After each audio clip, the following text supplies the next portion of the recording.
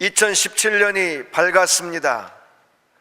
그러나 나라와 민족을 볼 때 그렇게 기쁘지가 않습니다. 정치나 경제나 사회나 여러 모든 면을 볼 때 이 새해가 밝았지만 어둡기가 그지없습니다. 나라 국가적으로 민족적으로 뿐만 아니라 우리 개인의 삶도 그저 밝기만 하지 않습니다. 어둡고 오히려 앞이 보이지 않는 그런 캄캄한 상황입니다. 여러분, 우리가 특별히 개인의 삶은 뒤로 하더라도 우리 국가적으로 민족적으로 이 어려운 시기를 어떻게 탈출하고 어떻게 이겨낼 수 있을까? 그 방법이 뭘까? 만약에 하나님께 우리가 묻는다면 하나님은 이 나라, 이 민족, 이 국가적인 위기를 탈출할 방법을 무엇라고 가르쳐 주실까 궁금합니다. 분명히 하나님은 방법이 있을 겁니다. 하나님이 이 나라와 이 민족뿐만 아니라 우리 개인의 삶 속의 어려움과 죽음의 상황을 이길 수 있는 방법을 오늘 본문에서 우리에게 말씀하고 계십니다. 창세기 35장 1절부터 5절, 이 말씀의 배경이 되는 것은 34장에 있습니다. 야곱이 세겜에 머물고 있을 때입니다. 그때는 야곱이 저 밧다나라 애삼촌 집에서 20년 동안 생활하다가 이 가나안 땅에 들어와 세겜에 거주했습니다. 이 세겜에 거주할 때 야곱에게 딸 하나가 있었는데 그 이름이 디나입니다. 근데 디나가 그 지역 궁금해서 나가 사람들을 구경하러 나갔다가 그 세겜에게, 그 지역의 그 성의 족장인 하몰의 아들 세겜에게 욕을 당합니다.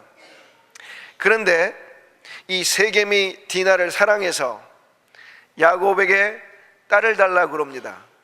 그런데 이 야곱과 야곱의 자녀들이, 아들들이 이 모욕감을 느끼고 여기에 대해서 허락할 마음이 없습니다. 그러나 속였습니다. 우리가 결혼을 시켜줄 테니 너희 성에 있는 사람들, 너희 족속의 사람들, 남자들 다 할례를 행해라. 그래서 세겜이 디나를 아내로 삼고 싶어서 자기 족속들, 자기 부족들을 설득시켜 세겜성에 있는 모든 남자들이 할례를 받습니다.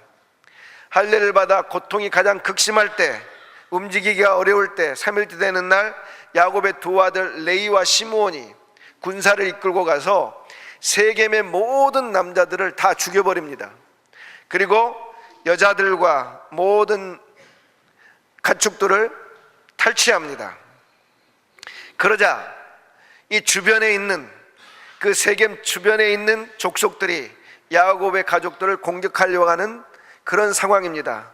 잘못하면 야곱 집안이 다 죽게 되었습니다. 그 야곱이 이제 두려움에 떱니다. 이거 죽게 됐다, 큰일 났다, 이걸 어떻게 이 죽음의 상황을 탈출할 수 있을까? 그럴 때 하나님께서 야곱에게 나타나셔서 말씀하십니다. 그 말씀이 바로 35장 1절입니다. 하나님께서 이렇게 이야기합니다. 한번 따라할 거예요. 일어나 베델로 올라가서 거기 거주하며 제단을 쌓으라. 아멘. 거기 일어나서 베델로 가서 거기서 제단을 쌓으라. 이야기가 이런 겁니다. 여기 있지 말고, 이 죽음의 자리에 있지 말고 일어나서, 세겜에서 일어나서 베델로 올라가라. 거기 가서 제단을 쌓으라 그럽니다. 이 제단을 쌓으라는 이야기는 뭡니까? 오늘날 말로 말하면 예배를 드려라. 예배를 드려라. 여러분, 하나님이 야곱 족속의 죽음의 상황, 탈출할 수 있는 방법을 가르쳐 줬는데 그것은 예배를 드려라는 거예요. 여러분, 예배를 드려라는 것이 죽음의 상황을 탈출하는 하나님이 주신 방법인데 여러분들은 공감이 되십니까? 죽게 되었는데 이 죽음의 상황을 이겨낼 방법이 예배를 드리는 거라니, 이게 말이 되냐고요. 그런데 야곱은 순종을 했습니다. 야곱은 가족들에게, 집안 사람들에게, 종들에게 일어나 베델로 올라가자 했습니다. 가서 제단을 쌓고 하나님께 예배를 드리자 했답니다. 왜 야곱이 그럼 우리가 일반적인 상식으로 생각할 때 전혀 받아들이기 힘든 이 하나님의 방법을 받아들였느냐? 35장 3절에 보면 야곱이 그럽니다. 우리가 일어나 베델로 올라가자. 내 환난 날에 내게 응답하시며 내가 가는 길에서 나와 함께 하신 하나님께 내가 거기서 제단을 쌓으려 하노라 하며. 아멘. 야곱이 뭐라고 이야기하냐면, 내가 환난 날에 하나님이 나를 도우셨다. 그리고 나의 모든 가는 길에 하나님이 나와 함께 하셨다. 그렇게 이야기합니다. 그가 형 에서를 속이고 아버지 이삭을 속였습니다. 그래서 축복을 가로챘습니다. 형 에서가 죽이려 합니다. 살아야 되겠습니다. 그래서 도망을 칩니다. 밧다나람 저 멀리 있는 외삼촌에게 도망을 칩니다. 아무것도 가지지 않고 갑니다. 외삼촌 한 번도 태어나서 본 적이 없습니다. 앞으로 인생이 어떻게 펼쳐질지 아무것도 모릅니다. 그는 가는 도중에 어느 한 곳에서 들판에 잠을 잡니다. 들판에서 잠을 자는데 꿈을 꿉니다. 꿈을 꾸는데 그 저 하늘부터 시작해서 자기가 이 잠자는 곳에 사닥다리가 놓입니다. 그리고 천사들이 저 하늘까지 오르락 내리락 하면서 그의 조상의 하나님, 그의 할아버지 아버지 아브라함과 이삭의 하나님께서 그에게 말씀을 하십니다. 그러면서 그가 잠에 깹니다. 깨달았습니다. 아, 이곳이 바로 하나님의 집이구나. 내가 하나님을 만났네 하고 제일 먼저 그가 한 일이 뭐냐? 그가 베개 삼아 비었던 돌을 기둥으로 세우고 기름을 붓고 하나님께 예배를 드렸습니다. 하나님께 예배를 드리고 그가 밧다나람 그의 외삼촌 라반의 집으로 갔는데, 라반이 아주 간악한 사람입니다. 욕심쟁입니다. 어떻게든지 야곱을 부려먹고 야곱을 어려움에 처하게 만듭니다. 그런데 그 20년 동안 놀랍게 야곱은 거부가 되었습니다. 야곱은 알았습니다. 자기가 외삼촌, 그 탐욕스러운 외삼촌, 자기로부터 모든 것을 빼앗으려고 하는 외삼촌의 그 아래에서 있는 동안 거부가 돼서 돌아올 수 있었던 것은 바로 하나님이 함께 하셨다는 거예요. 하나님이 도와주셨다는 거예요. 그런데 그 시작이 바로 베델, 거기서 하나님을 만나고 하나님께 예배할 때부터 시작되었다는 겁니다. 그 야곱은 자기의 경험으로 안 겁니다. 아, 내가 예배하면서 하나님을 만났더니 하나님이 나를 도우셨다, 함께 하셨다, 그것이 그의 간증이었습니다. 그래서 야곱이 이야기합니다. 자녀들 다 모아놓고 집안의 모든 종들 모아놓고 사람들 모아놓고, 야, 지금 우리가 죽게 되었는데 살 방법은 단 하나다. 베델로 올라가서 우리 하나님께, 여호와 하나님께 제단 쌓고 예배 드리자. 사랑하는 성도 여러분, 서두에 말씀드린 대로 2017년 첫날입니다.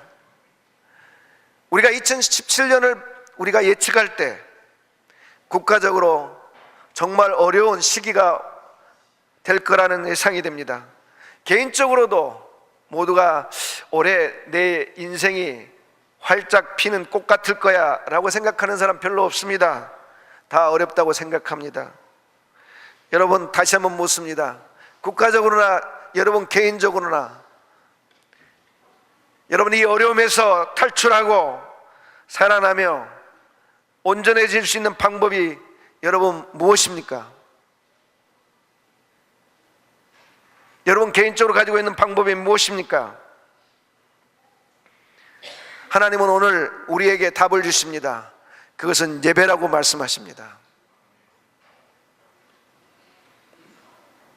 그러면 여러분 질문을 할 것입니다.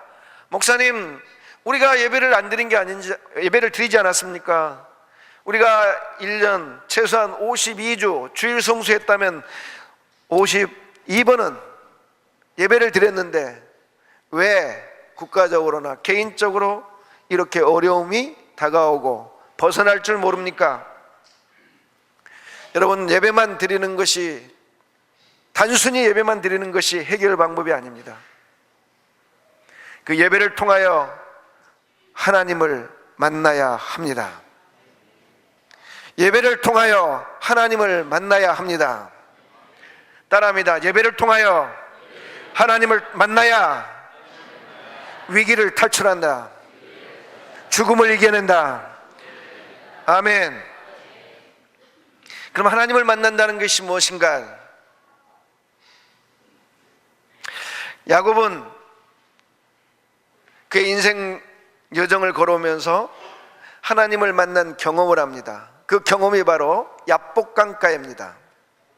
야곱이 밧단 아람 외삼촌 라반의 집에서 20년 동안 살다가 이제 가나안 땅 고향으로 돌아옵니다. 돌아오는 중에 소식을 하나 듣습니다. 그의 형 에서가 400명 군사를 데리고 그를 맞이하러 나온다, 그를 죽이러 나온다 라는 이야기를 듣습니다. 그래서 야복강가에서 그의 가족들을 다 먼저 강을 건너서 보냅니다. 그리고 그가 혼자 남아서 그 강가에서 밤을 지낼 때 하나님의 사자를 만납니다. 그리고 씨름을 합니다. 축복해 주시오. 축복해야 당신 떠나갈 수 있습니다. 결국 그가 그 사자의 축복을 받고 그리고 에서의 손에서 살아납니다. 그런데 그가 창세기 32장 30절에서 이런 이야기를 합니다. 그러므로 야곱이 그곳 이름을 브니엘이라 했으니 그가 이르기를 내가 하나님과 대면하여 보았으나 내 생명이 보존되었다 함이더라. 아멘. 그가 하나님과 대면하여 보았는데, 하나님을 만났는데 그 고백에 의하면 죽어야 되는 거예요. 하나님을 만나면 죽어야 되는 거예요. 그런데 하나님을 만났는데 그가 살았습니다. 그 자신이 하나님을 만났는데 살았고 또한 자기를 죽이러 온 형 에서에게서 살아납니다. 놀라운 경험입니다. 사랑하는 성도 여러분, 그렇습니다. 하나님을 만나면 우리가 살아납니다. 죽이려는 자의 칼에서도 살아납니다. 그런데 제가 가지고 있는 궁금증이 하나 있어요. 여러분, 그날 야복강가에서 야곱이 만난 사람은 하나님이 아니고 하나님의 사자였습니다. 오늘날로 말하면 하나님의 천사를 만난 거죠. 그런데 야곱은 하나님을 직접 만난 게 아니고 하나님의 사자, 하나님의 천사를 만났는데 내가 하나님과 얼굴을 대면하였다 그랬습니다. 아니, 하나님의 천사를 만났는데 어떻게 하나님 얼굴을 만났다 그러죠? 저는 오랫동안 이게 궁금했습니다. 아니, 하나님, 야곱이 만난 것은 성경이 기록된 대로 하나님의 사자, 하나님의 천사였습니다. 또 성경은 그걸 사람이라고 이야기를 했습니다. 그런데 왜 야곱이 하나님 직접 만났다고 이야기합니까? 하나님과 얼굴을 대면하고 보았다고 그럽니까? 그래서 야곱이 그곳의 이름을 브니엘, 하나님의 얼굴이라 그랬는데 왜 그렇습니까? 하나님을 만난 게 아닌데 왜 하나님을 만났다고 그럽니까? 그때 제 마음에 이런 감동이 있었습니다.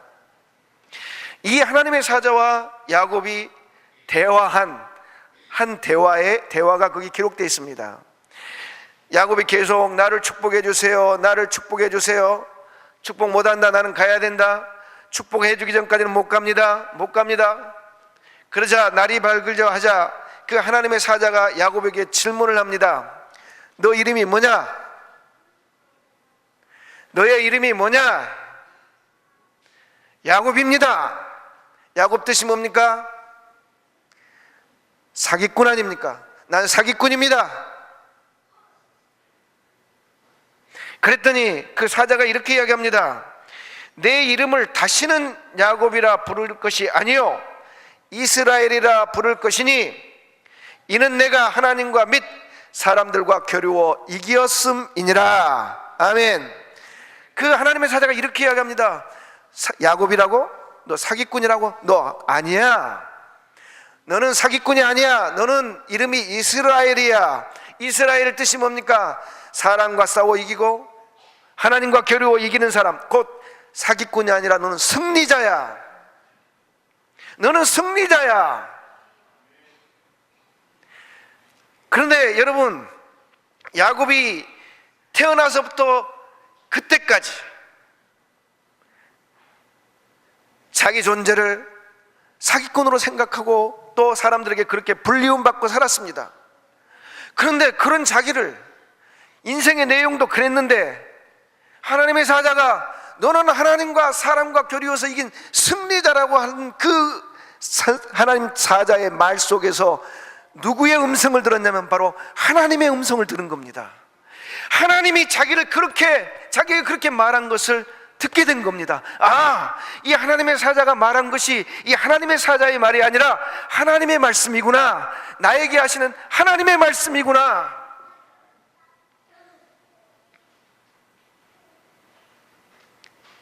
야곱이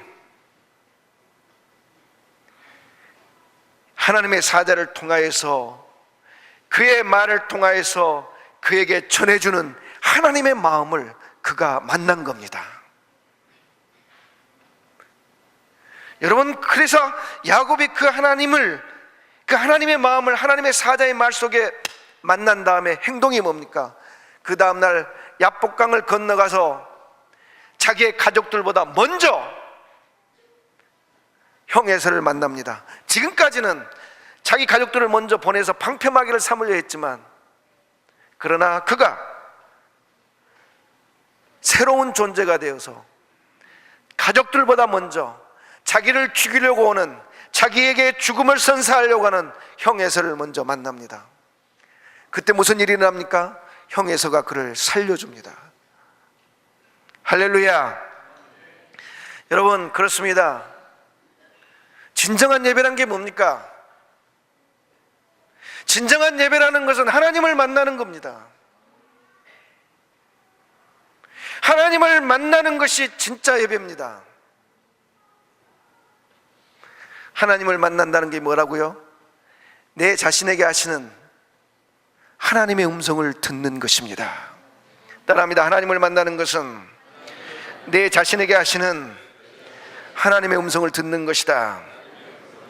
그렇습니다. 하나님의 음성을 들을 때야만, 자신에게 하는 하나님의 음성을 들을 때야만이 존재가 변합니다. 삶이 변합니다. 죽음을 맞닥뜨립니다. 그리고 죽음을 이겨냅니다.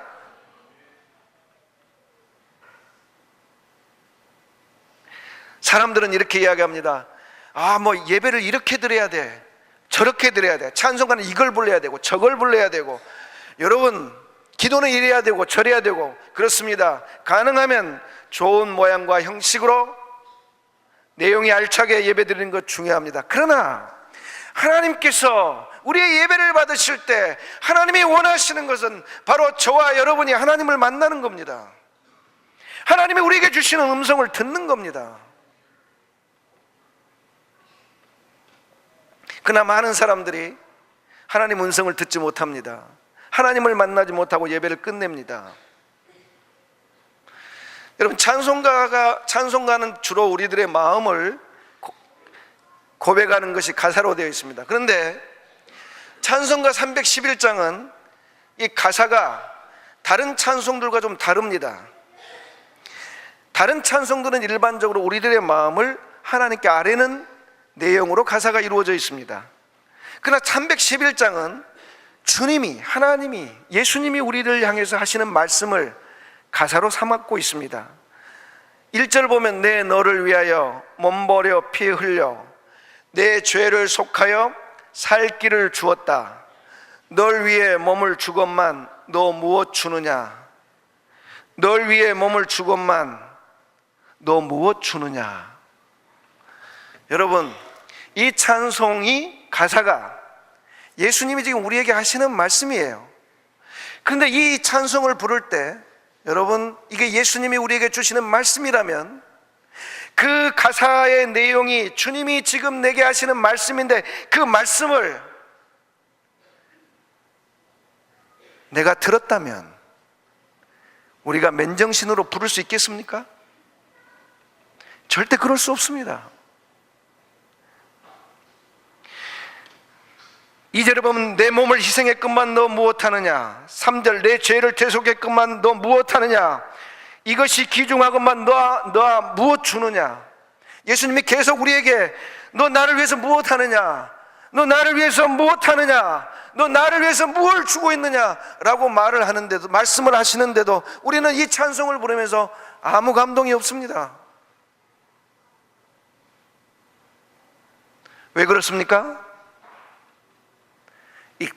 이 찬송의 가사를 통하여 우리에게 말씀하시는 주님을 만나지 못하기 때문인 줄 믿습니다.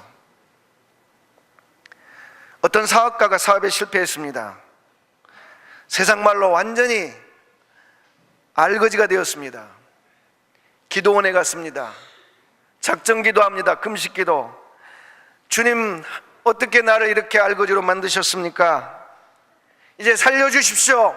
나에게 복을 주십시오.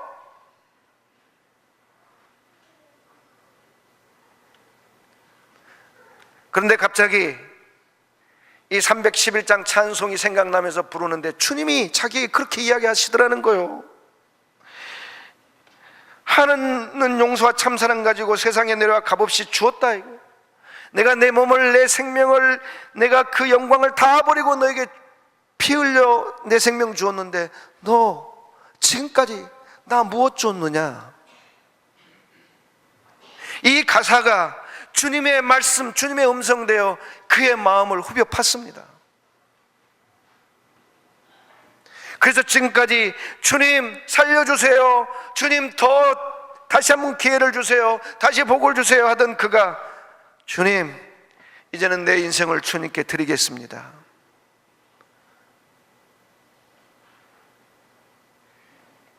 그래서 그의 인생이 변화되었습니다. 사랑하는 성도 여러분, 우리 교회는 힘쓸 5대 영역이 있습니다. 예배, 양육, 선교, 봉사, 다음 세대. 한번 따라합니다. 예배, 양육, 선교, 봉사, 다음 세대. 근데 제가 예배를 가장 중요시 여깁니다. 때로 이런저런 이야기를 듣습니다. 목사님, 예배만 중요한 게 아니지 않습니까?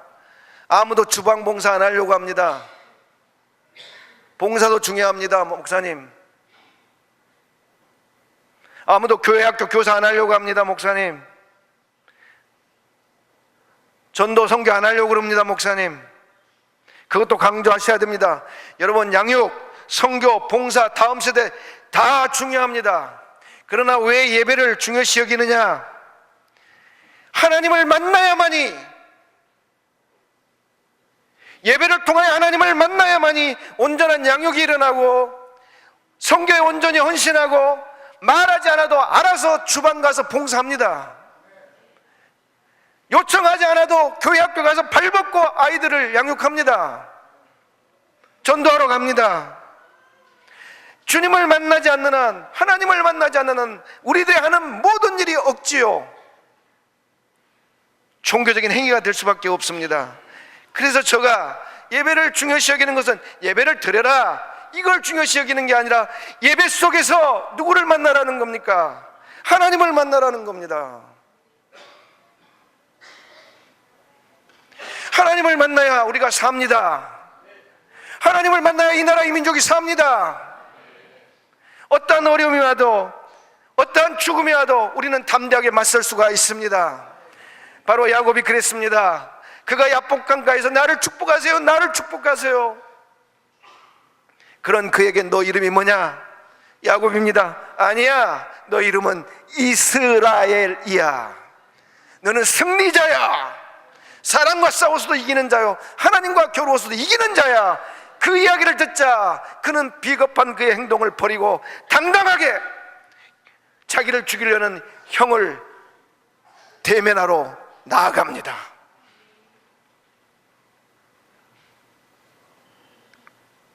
사랑하는 성도 여러분, 우리 자신이, 우리 교회가, 그리고 이 나라 이 민족이 살 길은 바로 우리가 예배 중에 하나님을 만나는 겁니다. 우리에게 말씀하시는, 지금도 살아계셔서 우리와 함께 계시면서 우리에게 말씀하시는 하나님의 음성을 들을 때야만이 우리 자신이 살며 교회가 살며 가정이 살며 나라와 민족이 사는 줄 믿습니다. 그럼 어떻게 해야 예배를 드리며 또한 우리들의 삶 속에서 하나님을 만날까요? 35장 2절 우리 다 같이 한번 읽도록 하겠습니다.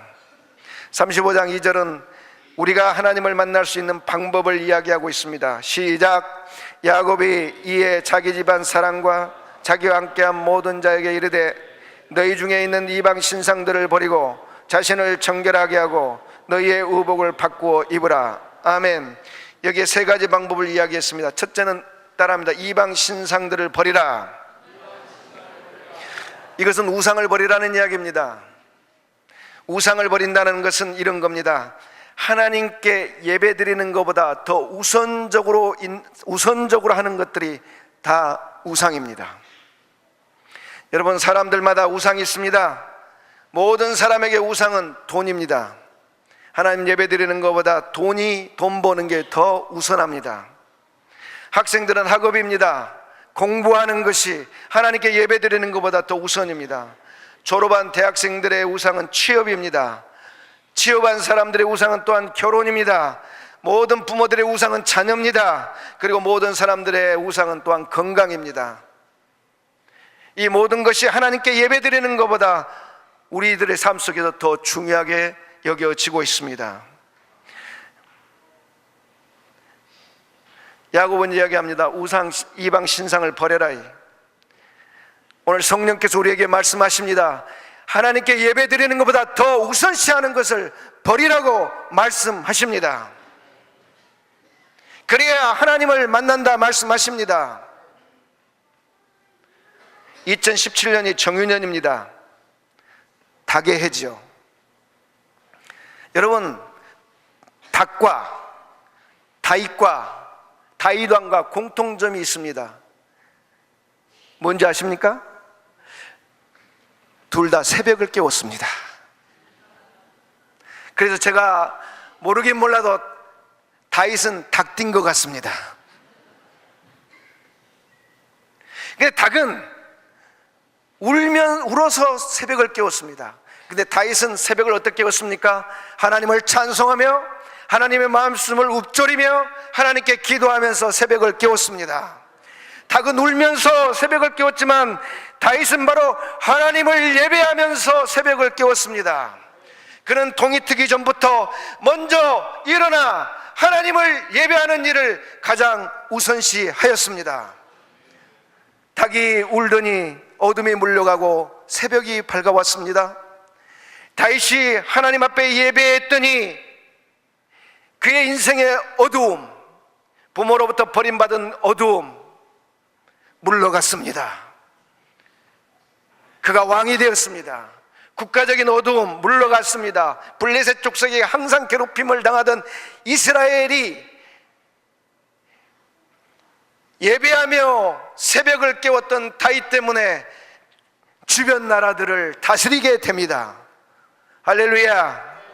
사랑하는 성도 여러분, 새해에는 하나님을 예배하는 일을 여러분 시간적으로 가장 우선시하는 여러분 되시기를 축복합니다. 그럴 때 여러분을 감싸고 있는 모든 어두움과 죽음이 물러갈 줄 믿습니다. 둘째는 정결하게 하라 했습니다. 정결이란 것은 깨끗하다는 거죠. 하얗다는 거죠.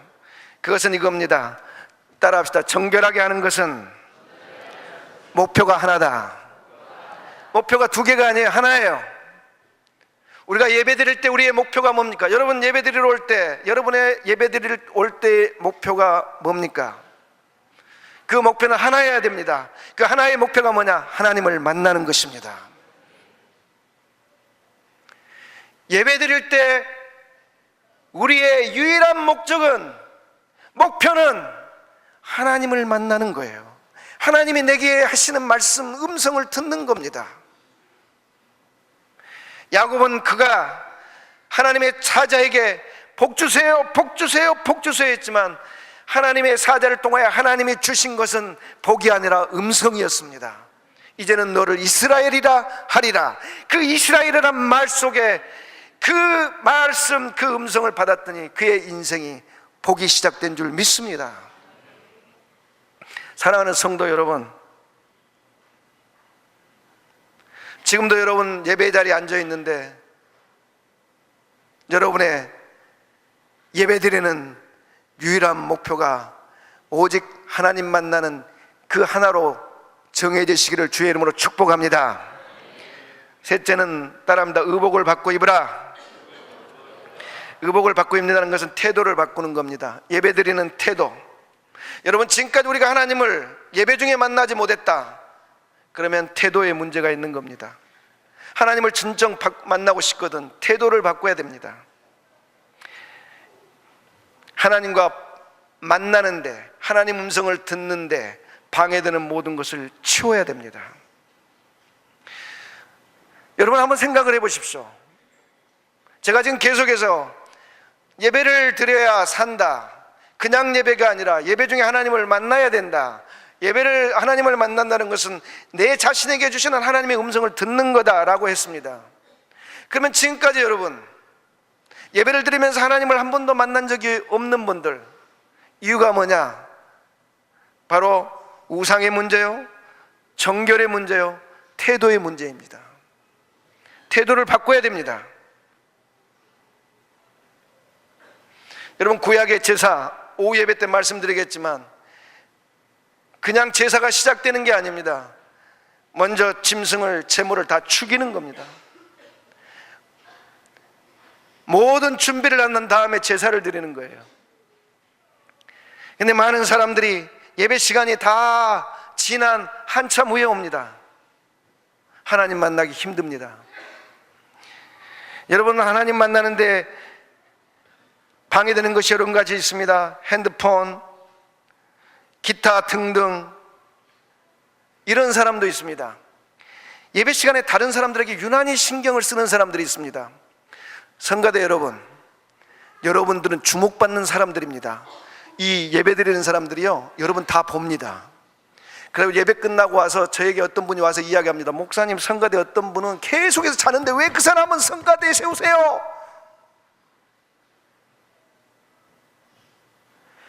근데 그런 말하는 여러분, 우리가 예배 시간에 성가대원들 잠자는 거 감시하려고 여기 온 게 아닙니다. 하나님 만나려고 오는 겁니다. 저는 이야기합니다. 앞으로 앉으라는 거예요. 왜? 뒤에 앉으면 보이는 뒤꿈치가 너무 많아요. 집중이 안 돼요. 또 성가대원들도 그런 이야기 합니다. 성가대원들 성가대 끝나고 있으면 와가서 그럽니다. 목사님 아세요? 뭘 아세요? 목사님 예배드리면 그분 있잖아요. 그분 항상 고개 숙이고 자는데 그분 좀 깨워주세요. 성가대 여러분, 여러분들이 지금 거기 앉아서 누가 잠자는 거 보라고 거기 앉아 있는 게 아니에요. 하나님 만나라고 거기 앉아 있는 거예요. 하나님의 음성을 들으라고 거기 앉아 계시는 거예요.